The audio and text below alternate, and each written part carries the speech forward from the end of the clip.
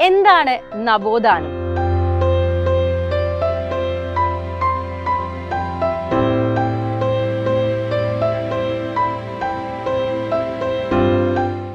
നവോത്ഥാനത്തിന്റെ വളർച്ചയിൽ മാനവികതയുടെ പങ്കെന്ത്?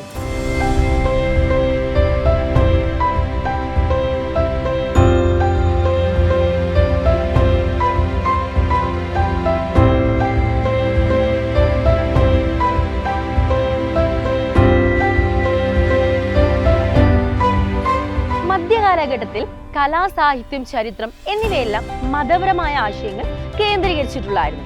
അതായത് മധ്യകാലഘട്ടത്തിൽ നമ്മൾ ആ കാലത്തിൽ ഇറക്കിയിട്ടുണ്ടായിരുന്ന കലയായാലും സാഹിത്യമായാലും ചരിത്രമായാലും ഇതെല്ലാം മതപരമായിട്ടുള്ള ഒരുപാട് കാര്യങ്ങൾ ഉണ്ടായിരുന്നു. മതത്തിന്റെ ചെറിയ രീതിയിലല്ല വലിയ രീതിയിലുള്ള ഇൻഫ്ലുവൻസ്, സ്വാധീനം എല്ലാത്തിലും നമുക്ക് കാണാൻ പറ്റുമായിരുന്നു. പണ്ടത്തെ നമ്മുടെ യൂറോപ്പിലെ പണ്ഡിത ഭാഷകൾ എന്ന് പറയുമ്പോൾ എന്താ, എഡ്യൂക്കേറ്റഡ് ആയുള്ള ആളുകൾക്ക് മാത്രമേ വായിക്കാൻ സാധിക്കൂ അല്ലേ? അത് ഏതൊക്കെയായിരുന്നു? ഗ്രീക്കും ലാറ്റിനും ആയിരുന്നു കേട്ടോ. പക്ഷേ അത്തരത്തിൽ കൃതികളൊക്കെ രചിക്കുന്ന സമയത്ത് സാധാരണക്കാരായ ആളുകൾക്ക് വായിക്കാൻ പറ്റുമായിരുന്നോ? ഇല്ല. അപ്പൊ എന്തു ചെയ്തു? തുടർന്നും ഇതേ രീതിയിൽ തന്നെ പണ്ഡിത ഭാഷകളിലെ കൃതികൾ വന്നു. സാധാരണക്കാർക്കൊന്നും വായിച്ചാൽ മനസ്സിലാകാത്ത രീതിയിലായി. പക്ഷെ 13ാം നൂറ്റാണ്ടായപ്പോൾ ഇതിലെല്ലാം മാറ്റങ്ങൾ വരാൻ തുടങ്ങി. 13ാം നൂറ്റാണ്ട് വരെ എല്ലാ കൃതികളിലും ഗ്രീക്കും ലത്തീനും, അതായത് ലത്തീനുമാണ് ഉണ്ടായിരുന്നെങ്കിൽ 13ാം നൂറ്റാണ്ടോടുകൂടെ ചില്ലറ മാറ്റങ്ങൾ വന്നു. എന്തൊക്കെ മാറ്റങ്ങളാണ്? അക്കാലഘട്ടത്തിൽ സാധാരണക്കാരുടെ പ്രാദേശിക ഭാഷയായ ഇംഗ്ലീഷിലും സ്പാനിഷിലും ഫ്രഞ്ചിലും കൃതികൾ വരാൻ തുടങ്ങി. അപ്പോൾ എന്തൊക്കെ മാറ്റങ്ങൾ മക്കളെ അവിടെ ഉണ്ടായിട്ടുണ്ടാവുക? എന്തൊക്കെ മാറ്റങ്ങളായിരിക്കും അവിടെ ഉണ്ടാവുക?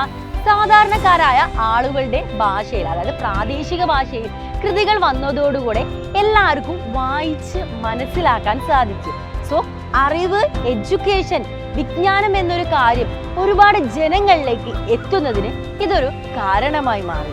13ാം നൂറ്റാണ്ടിൽ പിറവിയെടുത്ത എല്ലാ കൃതികളെയും ഉള്ളടക്കം എന്ന് പറയുന്നത് സാധാരണ മനുഷ്യ ജീവിതം തന്നെയായിരുന്നു.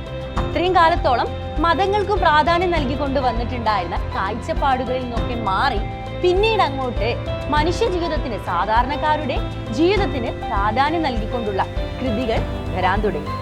അങ്ങനെ മനുഷ്യ ജീവിതത്തിന് പ്രാധാന്യം നൽകിക്കൊണ്ടുണ്ടായ കാഴ്ചപ്പാടിനെയാണ് നമ്മൾ മാനവികത എന്ന് വിളിക്കുന്നത്.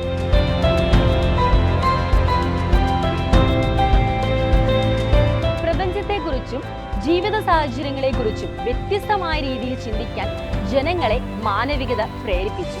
അതെ, ഇത്രയും കാലത്തോളം മതത്തിൽ അധിഷ്ഠിതമായിട്ടായിരുന്നു ജനങ്ങൾ ജീവിച്ചിരുന്നെങ്കിൽ, അവരുടെ ഓരോ പ്രവർത്തികളും മതത്തിൽ പറയുന്ന രീതിയിലായിരുന്നു ഉണ്ടായിരുന്നെങ്കിൽ പിന്നീട് അങ്ങോട്ട് മാറാൻ തുടങ്ങി. 13ാം നൂറ്റാണ്ടോടുകൂടെ ആളുകൾ ചിന്തിച്ചു തുടങ്ങി എന്ന് വേണം പറയാൻ. മനുഷ്യ ജീവിതത്തിന്റെ നാനാ മേഖലകളിൽ പുത്തനുണർവ് ഇതിലൂടെ പ്രകടമായി. അതെ, ഇത്തരത്തിലുള്ള പുത്തനുണർവാണ് റിനൈസൻസ് അഥവാ നവോത്ഥാനം.